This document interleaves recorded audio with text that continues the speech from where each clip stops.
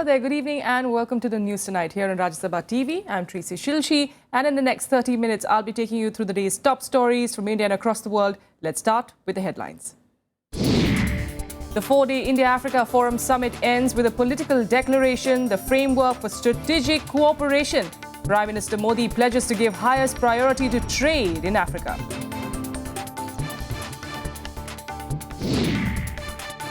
Supreme Court decides to examine Muslim personal law on divorce, calls polygamy injurious to public morals. Top Lashkar-e-Toiba commander Abu Qasim and mastermind of the Udhampur attack are shot dead. Qasim carried an award of 20 lakh on his head. And scientist P.K. Bhargav announces that he will return his Padma Award, claims the climate of intolerance is affecting rational science.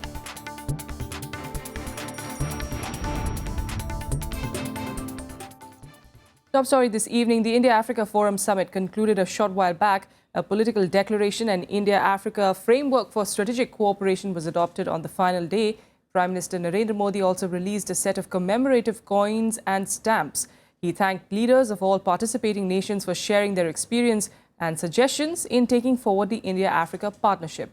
He also vowed to give the highest priority to trade and investment in Africa in the coming years. Today, we have adopted the declaration of this summit and the framework for strategic cooperation. But more than numbers and documents, the biggest outcome is our renewed friendship, stronger partnerships, and greater solidarity. And earlier, when the Prime Minister addressed the inaugural session of the India-Africa Forum Summit, his main thrust was on the urgent need for UNSC reforms. He also offered a $10 billion soft loan to Africa over the next 5 years in the bid to further deepen ties with the region. India and Africa must speak in one voice for reform of the United Nations, including its Security Council. Prime Minister Narendra Modi strongly pitching for UNSC reforms. At the inaugural session of the India-Africa Forum Summit, the Prime Minister called on African nations to join hands with India in pressing for the long-standing demand. Our global institutions reflect the circumstances of the century that we left behind, not the one we are in today. These institutions have served us well, but unless they adjust to the changing world, they risk becoming irrelevant. Talking about the economy, Modi referred to India and Africa as two bright spots of hope and opportunities. And to strengthen their partnership, he offered a concessional credit of $10 billion to Africa over the next 5 years. To add strength to our partnership, India will offer concessional credit of $10 billion over the next 5 years. This will be in addition to our ongoing credit program. We will also offer a grant assistance of $600 million. External Affairs Minister Sushma Swaraj also spoke of India's long-standing, multifaceted partnership with Africa. If you want to go quickly, go alone. If you want to go far, go together. We want to travel far on the path of development, and we want to travel together with our African friends and partners in the true spirit of Sabka Saath, Sabka Vikas. This is the third India-Africa Forum Summit. The first one was held in 2008, and since then, annual trade between the two regions has more than doubled to $72 billion. The initiative to invite all 54 heads of states of African nations has been well appreciated by heads of state themselves. This means that the right signal has gone, and it will be interesting to see how India and Africa can utilize for better future. Akhilesh Soman for Rajya Television with camera person D.K. Pandey and Manoj in Delhi. Well, for more on this story, we're joined by former Ambassador Rajiv Bhatia in our studio this evening. Mr. Bhatia, thanks so much for being here with us on the news tonight. Talking about how successful this event has been, it's perhaps one of the biggest multi-nation event, that India has hosted. What kind of response has it garnered and how significant was this? I think the straight answer is that it is an event of considerable significance. Prime Minister has called it a truly historic summit. That it is by the sheer scale of participation from Africa. It is the biggest international conference hosted by India since 1983, the biggest assembly of African heads of state and government here. But what is more important is, I think, the outcome. That outcome is very substantive. Naturally, it's rather early for us, the strategic community, to examine and assess all the documents and declarations. But the first reaction is that it's a very significant development for India-Africa partnership.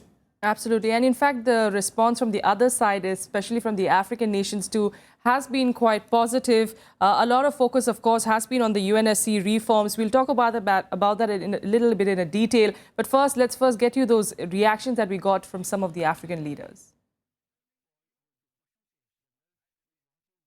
Conviction made dwarfs at the United Nations. But why should we accept it? 1/3 of the population of the world must be respected. Its rights must be respected. Its equality must be respected. Let us amend the Charter of the United Nations. We also do hope that the United Nations will not celebrate many more decades without correcting the historic injustice as been expressed of excluding Africa and India from the Security Council. And, that is exactly the reason why, of course, former Ambassador Rajiv Bhatia being with us here, talking about the significance of this particular summit. Sir, like we were talking about it earlier, the UNSC reforms, like has been pointed out by African leaders as well, supporting, of course, India's push for those reforms. How crucial is that? It is no doubt important both to India and to Africa. The question of reform of UN Security Council has been taken up for a number of years. There are several impediments.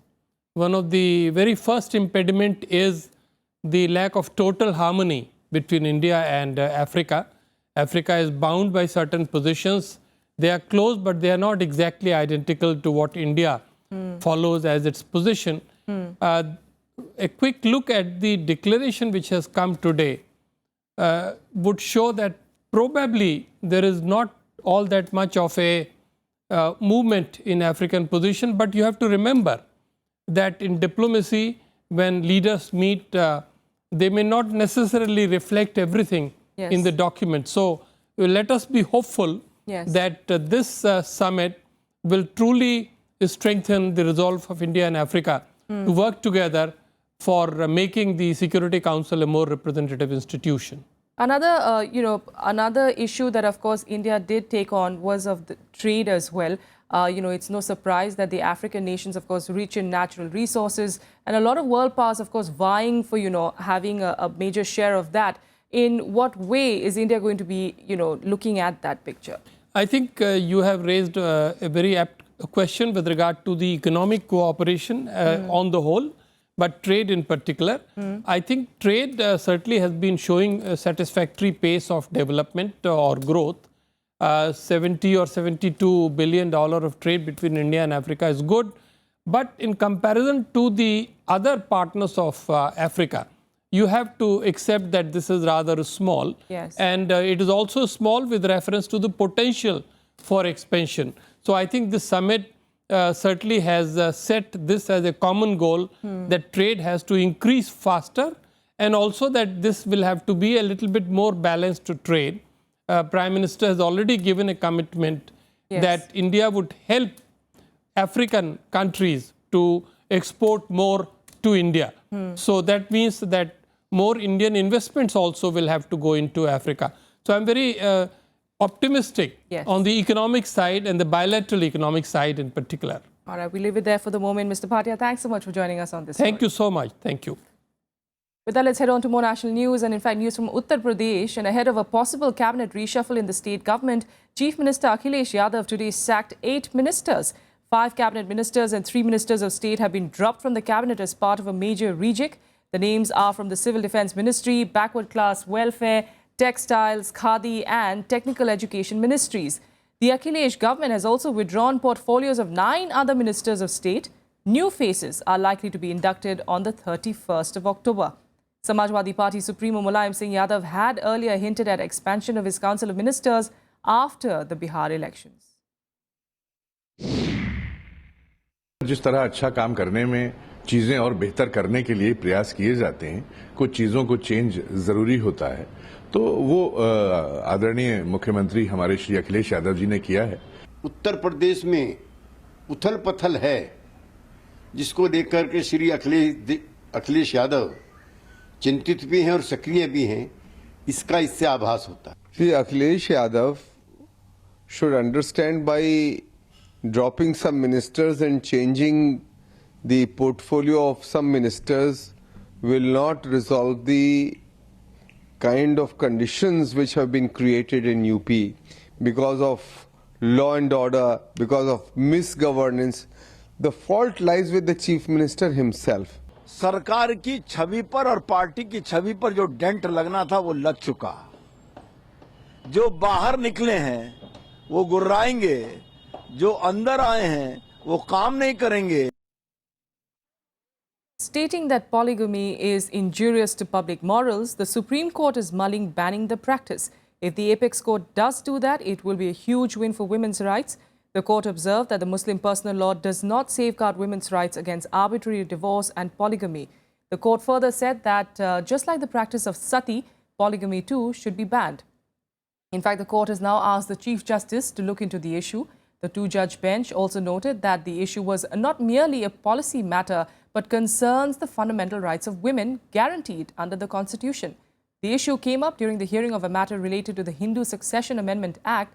Even though that matter did not directly concern the issue of gender discrimination, it was raised by some of the parties.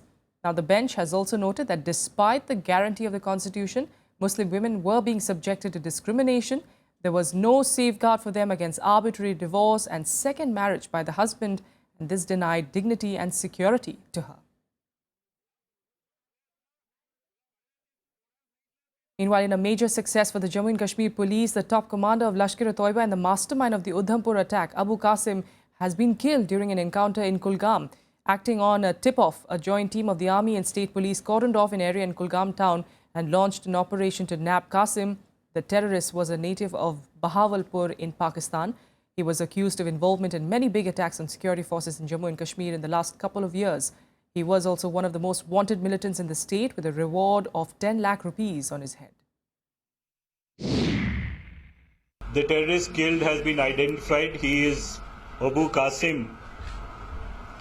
His real name is Abdul Rahman. He is a resident of Bahawalpur, Multan. And he was the topmost active militant of the Lashkar-e-Toiba in Kashmir. He has been active for the last 5 years in the valley. He was involved in the attack on the BSF convoy in Udhampur. He was the mastermind behind that attack. Certainly this is an achievement for which the entire nation feels proud of. And you must appreciate that during the last 18 months, ever since the present government has been in place, you must have witnessed a decisive crusade against terrorism, which lives up to the present government's commitment for zero tolerance against terrorism. After writers, filmmakers and artists, it's now the turn of eminent scientists to protest against intolerance. Pushpa Mitra Bhargav has now decided to return his Padma Bhushan. Protesting against what he calls is an attack on rationalism and reasoning, Bhargav said that he would return the award to the government. His decision came after 107 senior scientists signed an online statement on Wednesday, joining the chorus of protest by other scientists, artists and writers. Bhargav also said that religious beliefs were personal choices and should not be mixed with politics, something that he says is happening in the country right now. The eminent scientist will meet the Home Secretary next week to officially return his award. However, the growing protest does not seem to be affecting the government much. Hitting out at this form of protest, Finance Minister Arun Jaitley said that most of those returning their awards are anti-BJP elements. He also calls the act as manufactured rebellion. I had already called it a manufactured rebellion. I stand by my phrase. And I think the events as they are unfolding only indicate that kind of a manufacturing is growing at a faster speed. The government and the RSS are trying to tell us what to eat, what to say, what to dress, what to think about. This kind of a constraint on my freedom, I don't like. The most I can do is to return the award the government has given me. All right, then let's get you some more updates from across the country and nationwide.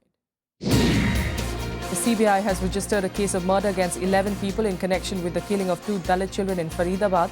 CBI has taken over the FIR registered by the local police, which had named 11 persons in the case. A CBI probe was ordered into the case after nationwide protests.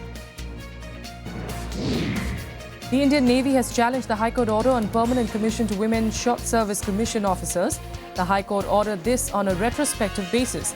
The Army and the Air Force have already decided to grant permanent commission to women short service commission officers. The government today appointed a 5-member panel to review the UGC research grants, even as it told it to continue existing grants. Students who are on protest for the last 8 days termed the government's notification an eyewash. They said that they will continue their agitation till a review is done. Telecom regulator TRAI has asked mobile service providers to be prepared to compensate consumers for call drops from the 1st of January 2016. TRAI has expressed its willingness to examine the issues raised by service providers before making any amendments in the regulations. Dismissing reports that he had surrendered to police, underworld don Chota Rajan said that he wants to go back to India, where he is one of the most wanted criminals. He also denied that he was scared of Dawood. Meanwhile, the Indian authorities are preparing documents to deport the underworld don.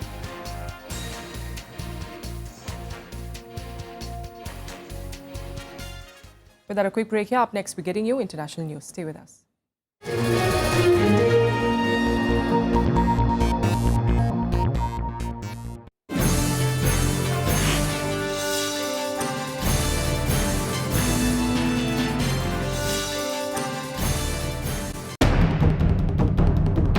A World Bank boost for the government.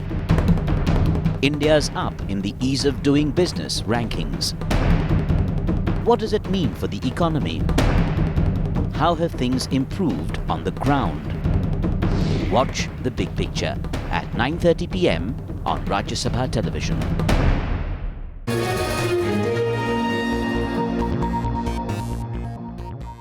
Welcome back. Let's get you some international news now. And China has decided to abandon its 35-year-old one-child policy and now plans to allow couples to have 2 children. The ruling Communist Party's Central Committee has decided to drop the one-child rule as part of President Xi Jinping's plans to manage China's economy. The decision aims to improve the balanced development of population and also deal with an aging population.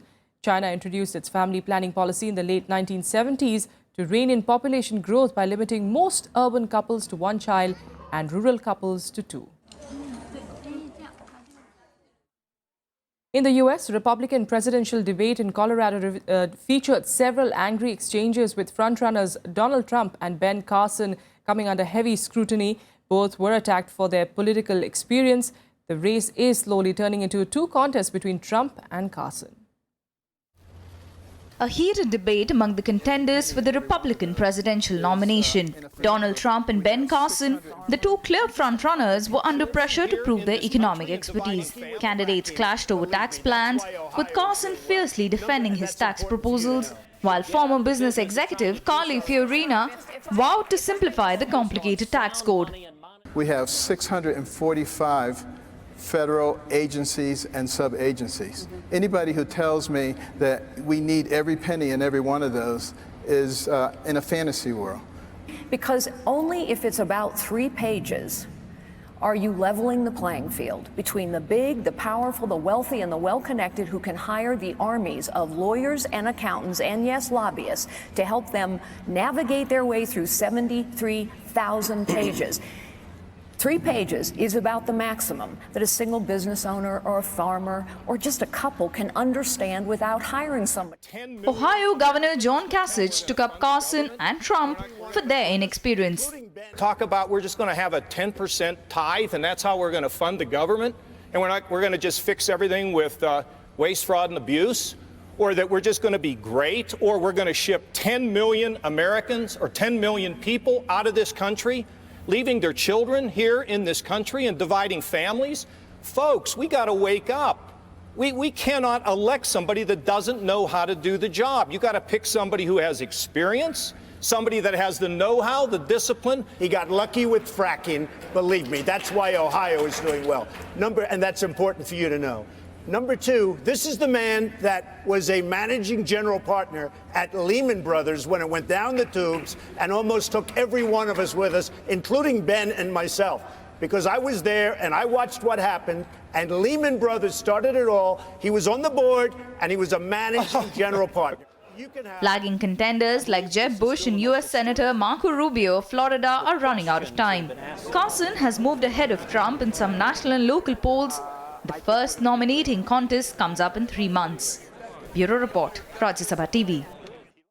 Meanwhile, diplomatic efforts are being intensified to find a political solution to the Syrian conflict, with Iran taking part in the talks for the first time. Besides Iran, the other major player is Saudi Arabia, that is likely to test the Russian and Iranian willingness for peace. Around a dozen participants are expected at the talks slated to start in Vienna on Friday. It is not clear whether any invitation had been issued to either the Syrian government or the opposition. Iran accepted the invitation for talks without preconditions, but Iran, along with Russia, strongly supports Syrian President Bashar al-Assad's inclusion in any resolution process. And now let's get you some more international news in Global Buzz. A horrific video has emerged of a landslide caused by the massive earthquake that hit Pakistan and Afghanistan. The amateur video taken in the Hunza Valley in Pakistan's north region shows rubble sliding down the mountainside after a 7.5 magnitude earthquake struck on Monday. Thailand's Supreme Court has scheduled the first hearing against former Prime Minister Yingluck Shinawatra for January 15th next year. She was charged with dereliction of duty and abuse of power in failing to stop graft and losses in the rice pledging scheme implemented by her government. The first phase of Egypt's long-awaited parliamentary elections was wrapped up as the second round of voting closed with a low turnout. Official data shows the first round turnout was just 26%. The turnout rate for the second round is widely estimated to be even lower than the first round. And now time for some sporting action in Sportsbeat. Indian tennis star Leander Paes and Polish Lukas Kubot enter the men's doubles quarterfinals of the Valencia Open with a straight sets win. The second-seeded pair beat Spaniard-Argentine wildcard pair of Pablo Carreño and Buster Federico Del Bonis 6-3, 7-5. They will next take on Chris Gujon and Andre Sau for a place in the semi-finals. Defending champion Viswanathan Anand drew with Chinese Liren Ding in the second round of the Bilbao Masters finals in Bilbao. With this draw, Anand remains on joint second spot. The draw against Liren Ding came after Anand did not convert a seemingly superior position against Dutch Grandmaster Anish Giri in the opening round. In the third round, Anand will get his first black game in the tournament against American Wesley.